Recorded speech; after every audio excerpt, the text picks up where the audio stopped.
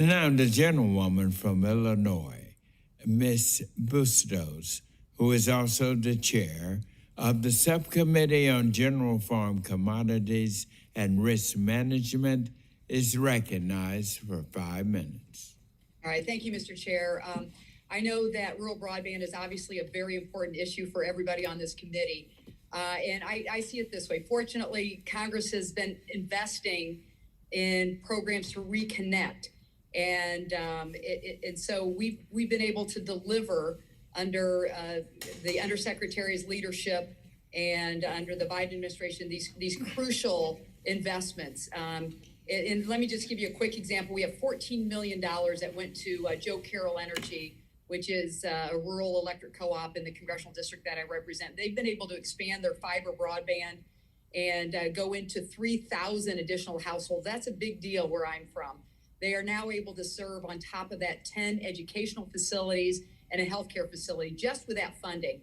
And so I know USDA recently announced a $1 billion for Reconnect Round 4 that comes out of our bipartisan infrastructure law.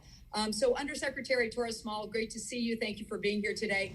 Can you talk about how this new round of the Reconnect program is different from previous rounds? And in other words, what's changed? Thank you so much for that question. And we really are learning things in every stage of Reconnect. We're also trying to provide some consistency where at all possible for our applicants while applying lessons learned. So one of the places where we've seen a difference in terms of, the change from statute for round 4 of Reconnect is the service area. So the statute requires that, it used to require 90% be unserved, now it requires 50% unserved. And so that's a change that we've made pursuant to the statute. That being said, Congress also included a set-aside for 90% unserved, so we can continue to prioritize reaching the hardest-to-reach places. And so we're working hard to get out information about that change. A change that we made specifically was that we work to make sure that not only is there infrastructure in the ground, but that it's affordable. And so we worked in the previous round, there were extra points for participating in an FCC affordability program. Almost everyone who was eligible to receive those points took advantage of it.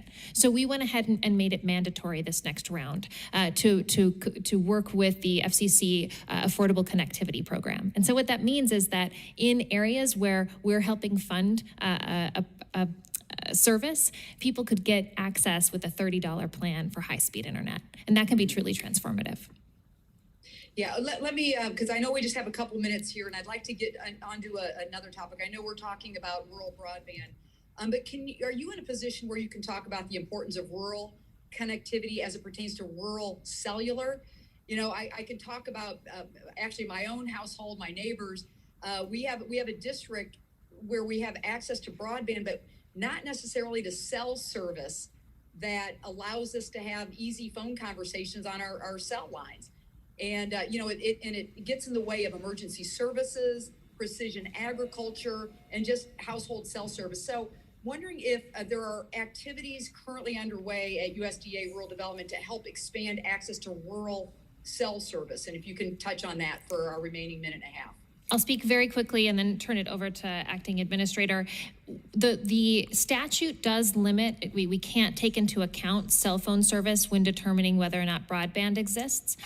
But one part of our priority points include wholesale broadband services, and that can mean building infrastructure that others could use.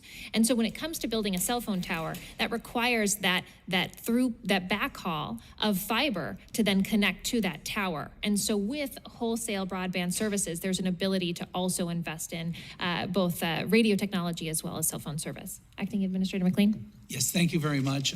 In addition, we do have loan authority to finance mobile wireless, and we do have loan authority to finance emergency communications and 911 access, but we don't have a grant program to match that. But the point is very, very well taken. Cellular dead zones are deadly zones when it comes to public safety and emergency communications. Yeah, they really are. My husband's the sheriff of Rock Island County, which is a little more urban than some of the other counties I represent. And I know our sheriffs talk about these dead zones, and you think about when you need to communicate in a time where there's something tragic going on, you don't want your deputies out there not being able to communicate with their radio operators or their other deputies. So we can explore this a little bit more, but I'm hoping that we can in the future and make this more accessible. Thank you very much. I yield back.